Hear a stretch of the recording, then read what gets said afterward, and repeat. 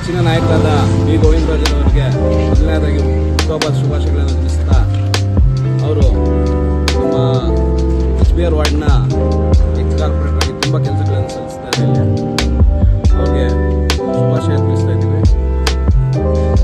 ಸಮಾಜ ಸೇವೆ ಬಗ್ಗೆ ಗೋವಿಂದರಾಜಣ್ಣವರಿಗೆ ಹುಟ್ಟುಹಬ್ಬದ ಆರ್ಥಿಕ ಶುಭಾಶಯಗಳು.